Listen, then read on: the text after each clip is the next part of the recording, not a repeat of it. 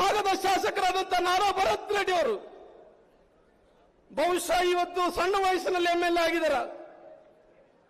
ಸಣ್ಣ ವಯಸ್ಸಿನಲ್ಲಿ MLA ಆಗಿ ಅವ್ರು ಯಾವ ರೀತಿಯಲ್ಲಿ ದರ್ಪಣ ಓಡಿಸ್ತಾ ಇದ್ದಾರೆ ನೋಡ್ರಿ.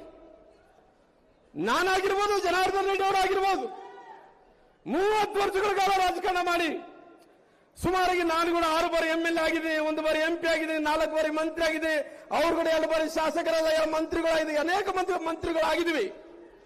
ಯಾವತ್ತಿನ 30 ವರ್ಷ ರಾಜಕಾರಣ ಜೀವನದಲ್ಲಿ ರಾಮ್ನವರೇ ತಾವು ಈ ರೀತಿ ಕೆಟ್ಟ ಕೆಲಸ ಮಾಡಿದರೆ ಒಂದು ಕಪ್ಪು ಚುಕ್ಕೆಯನ್ನು ನೋಡಿಸ್ರಿ.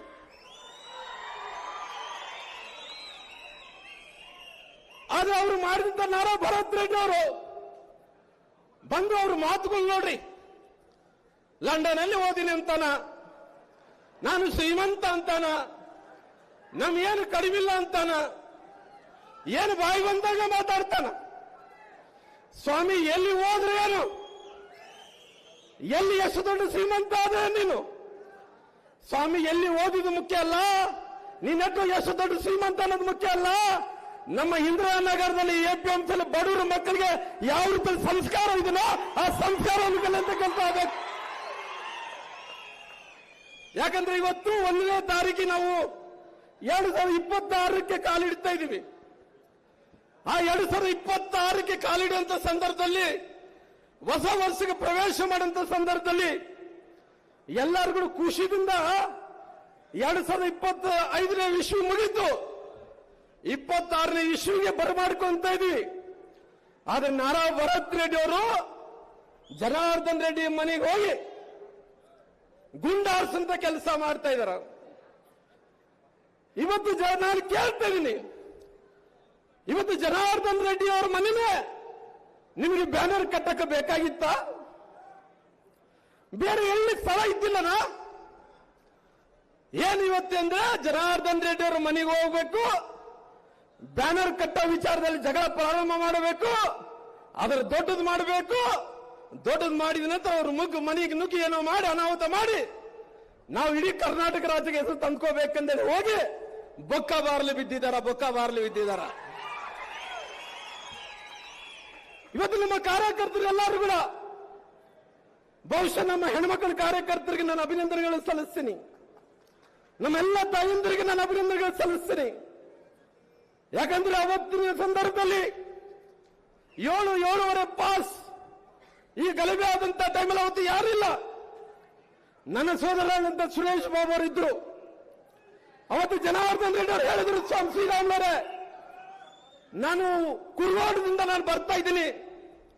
ಬರುವಂತ ಸಂದರ್ಭದಲ್ಲಿ ಬಹಳಷ್ಟು ಮಂದಿ ಕಾಂಗ್ರೆಸ್ಸಿನ ಕಾರ್ಯಕರ್ತರು ಅಲ್ಲಿ ಮನೆ ಎದುರುಗಡೆ ಬೀರು ಬಾಟ್ಲನ್ನು ಹಿಡ್ಕೊಂಡು ಕುಂತ್ಕೊಂಡು ಕುಡಿತಾ ಬ್ಯಾನರ್ ಅನ್ನು ಕಟ್ಟಿಸಿ ಯಾರು ಬರ್ತಾರ ಬರ್ರಿ ಅಂತೇಳಿ ಆವಾಜ್ ಆಗ್ತಾ ಇದಾರೆ ಅಂತೇಳಿ ಅವತ್ತು ಹೇಳಿದಂತ ಸಂದರ್ಭದಲ್ಲಿ ಜನಾರ್ದನ್ ರೆಡ್ಡಿ ಅವ್ರಿಗೆ ಹೇಳಿದೆ, ನಿನ್ನ ಮನೆ ಕಡೆ ಹೋಗ್ಬೇಡಪ್ಪ, ನಮ್ಮ ಮನೆ ಕಡೆಗೆ ಬಾ ಅಂತ ಹೇಳಿದೆ.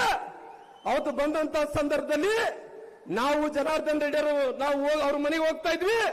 ಹೋಗಂತ ಸಂದರ್ಭದಲ್ಲಿ ಆ ಸತೀಶ್ ರೆಡ್ಡಿ ಅವರು ಅಂಗರಕ್ಷಕರು ಜನಾರ್ದನ್ ರೆಡ್ಡಿ ಅವರ ಮೇಲೆ ಮುಗುಬೀಳಂತ ಕೆಲಸ ಮಾಡಿದ್ರು. ಅವತ್ತು ಅನಾಹುತ ತಪ್ಪಿದೆ ಅಂದ್ರೆಗಿನ ನಿಮ್ಮೆಲ್ಲರ ಆಶೀರ್ವಾದದಿಂದಲೇ ಜನಾರ್ದನ್ ರೆಡ್ಡಿಗೆ ಅನಾಹುತ ಆಗ್ಬೇಕಾಯ್ತನೋ ಆ ಅನಾಹುತ ತಪ್ಪಂತ ಕೆಲಸ ಆಗಿದೆ ಇವತ್ತು. ಬಹುಶಃ ನಾನು ಹೇಳ್ತಾ ಇದ್ದೆ, ಪಾಪ ಈ ಅನಾಹುತದಲ್ಲಿ, ಈ ಗಲಭೆಯಲ್ಲಿ ಕಾಂಗ್ರೆಸ್ಸಿನ ಕಾರ್ಯಕರ್ತ ರಾಜಶೇಖರನ್ ಒಬ್ಬ ಯುವಕ ಅಮಾಯಕ ಗೊತ್ತಿಲ್ಲ. ಯಾಕಂದ್ರೆ ಇವತ್ತು ಬಹಳಷ್ಟು ಮಂದಿ ನಂಬಿಕೊಂಡು ಬರ್ತಾರ. ಈ ನಂಬಿಕೊಂಡು ಬರುವಂತ ಸಂದರ್ಭದಲ್ಲಿ ಒಬ್ಬ ರಾಜಶೇಖರನ್ ಒಬ್ಬ ಅಮಾಯಕ ಆ ಗುಂಡಾಟಿನಿಂದ ಆ ಕಾಂಗ್ರೆಸ್ಸಿನ ಅಂಗರಕ್ಷಕರು ಮತ್ತು ನಾರಾ ಭರತ್ ರೆಡ್ಡಿ ಅವರ ಕೈಯಲ್ಲೇ ಆ ಗುಂಡ ಹಾರಿ ಒಬ್ಬ ರಾಜಶೇಖರನ್ ಯುವಕ ಸತ್ತೋದ. ಆ ಸತ್ತೋದಂತ ಟೈಮಲ್ಲಿ ಹತ್ತತ್ರ 16 ದಿನಗಳಾಗಿದೆ. ನಾವು ಅವ್ರ ತಾಯಿ ರಾಜಶೇಖರ್ ಅವ್ರ ಮನೆಗೆ ಹೋಗ್ಬೇಕಂತ ಅಂದ್ಕೊಂತಿದ್ವಿ. ನಮ್ಮೆಲ್ಲರಿಗೆ ಭಯ. ಆ ತಾಯಿ ಮಗನನ್ನು ಕಳ್ಕೊಂಡು ಕಣ್ಣೀರಾಗ್ತಾ ಇದ್ದಾಳ. ಆ ತಾಯಿ ತಪ್ಪು ತಿಳ್ಕೊಂಬೋದೇನು? ಅವ್ರು ನಾರಾ ಭರತ್ ರೆಡ್ಡಿ ನೋಡ್ರಿಗಿನ ಸತ್ಯ ಹರಿಶ್ಚಂದ್ರ ತರ ನಾವು ಗುಂಡ ಹರಿಸಿಲ್ಲ, ಜನಾರ್ದನ್ ರೆಡ್ಡಿ ಅವರ ಗುಂಡ ಹರಿಸಿದೆ ಅಂತಾರ. ನಾವು ಬಾಯ್ ಮಾಡ್ಕೊಂತ ಇದೀವಿ. ಪೊಲೀಸರು IG ಮೇಡಮ್ಗೆ ಹೇಳ್ತಾ ಇದೀವಿ, ನಾವು ಆಂಟಿಸಿಪೇಟರಿ ಬೇಲ್ ತಗೊಳಲ್ಲ, ನಮ್ಮಿಂದ ಗುಂಡಾರಿದ ರಾಜಶೇಖರ್ ಸತ್ತೋಗಿ ನಂದ್ರಿಗಿನ ನಾವು ನೇರವಾಗಿ ಪೊಲೀಸ್ ಸ್ಟೇಷನ್ ಬರ್ತೀವಿ, ತಮಗೆ ಸರೆಂಡರ್ ಆಗ್ತೀವಿ, ತಾವು ಜೈಲಿಗೆ ಹಾಕ್ರಿ ಅಂತ ಮಾತನ್ನ ಹೇಳಿದ್ವಿ. ಆ ತಾಯಿ ನಾವೆಲ್ಲ ಜನಾರ್ದನ್ ರೆಡ್ಡಿ ಅವರು ಎಲ್ಲ ತುಣುಕುಗಳನ್ನು ವಿಡಿಯೋಗಳನ್ನು ನೋಡಿಸಿದ ನಂತರ ಇವತ್ತು ಆ ತಾಯಿಗೆ ಮನವರಿಕೆ ಆಗಿದೆ. ಇಲ್ಲ, ನನ್ನ ಮಗ ರಾಜಶೇಖರ್ ಅವ್ರನ್ನ ಕಾಂಗ್ರೆಸ್ಸಿನ ನಾರಾ ಭರತ್ ರೆಡ್ಡಿ ಅವರು, ನಾರಾ ಭರತ್ ರೆಡ್ಡಿ ಅಂಗರಕ್ಷಕರು ಸತೀಶ್ ರೆಡ್ಡಿ ಅವರೇ ಕೊಂದಾರಂದೇಳಿ ಅವ್ರಿಗೆ ಸಮಾಧಾನ ಆದ ನಂತರ ಇವತ್ತು ನಮ್ಮ ಅಶೋಕನ್ನವರು ವಿರೋಧ ಪಕ್ಷದ ನಾಯಕರು, ನಮ್ಮ ಚಲವಾದಿ ನಾರಾಯಣ ಸ್ವಾಮಣ್ಣನವರು, ಜನಾರ್ದನ್ ರೆಡ್ಡಿ ಅವರು, ಅವ್ರ ಧರ್ಮಪತ್ನಿಯಾದಂತ ಅರುಣಮ್ಮ ಅವರು ಹೋಗಿದ್ವಿ. ಹೋದಂತ ಟೈಮಲ್ಲಿ ಆ ತಾಯಿ ಹತ್ಲದ್ರಿಗೆ ನನ್ನ ಮಗನ ಕಳ್ಕೊಂಡಿದ್ದೀನಿ, ನಾನು ಸಾಯ್ಬೇಕಾಗಿತ್ತು, ನನ್ನ ಕಣ್ಣೆದುರುಗಡೆ ನನ್ನ ಮಗ ಸತ್ತಿದ್ದಾನೆಂದೇಳಿ ಆ ತಾಯಿ ಗೋಳೋ ಅಂದೇಳಿ ಹಾಳ್ತಾ ಇದ್ರು. ನಾನು ಹೇಳ್ತೀನಿ, ಇವತ್ತು ಆ ತಾಯಿ ಇವತ್ತು ಶ್ರೀಮತಿ ಗಾಳಿ ಅರುಣ ಅವರು ಸ್ವಂತ ರೊಕ್ಕದಿಂದ 10 ಲಕ್ಷ ರೂಪಾಯಿ ಚೆಕ್ ಅನ್ನು ಕೊಡಂತ ಕೆಲಸ ಮಾಡಿದ್ದಾರೆ.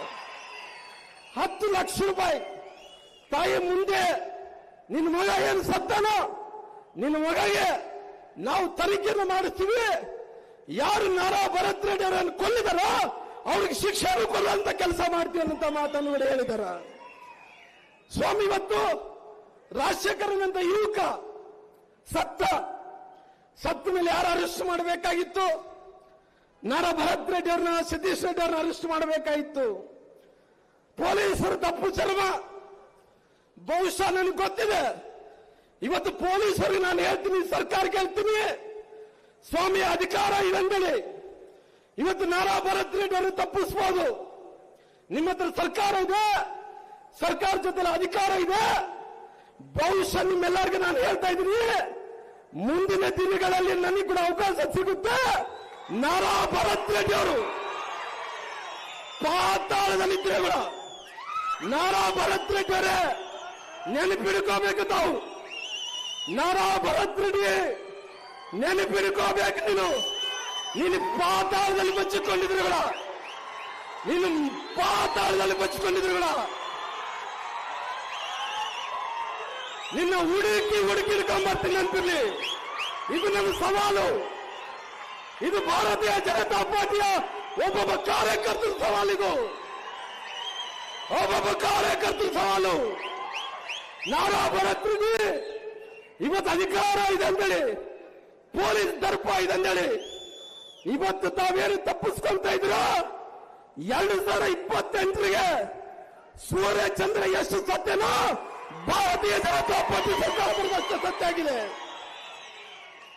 ಅವತ್ತಿನ ಸಂದರ್ಭದಲ್ಲಿ ಎಲ್ಲಿ ತಪ್ಪಿಸ್ಕೊಂತಿಗೆ ನಾನು ನೋಡ್ತೀನಿ. ಸ್ವಾಮಿ ನನ್ನ ಸೋದರಾದಂತ ಶಿವನಗೌಡರ ನಾಯ್ಕ ಅವರಿಗೆ ನಾನು ಸ್ವಾಗತವನ್ನು ಕೂಡ ಕೋರ್ತೀನಿ.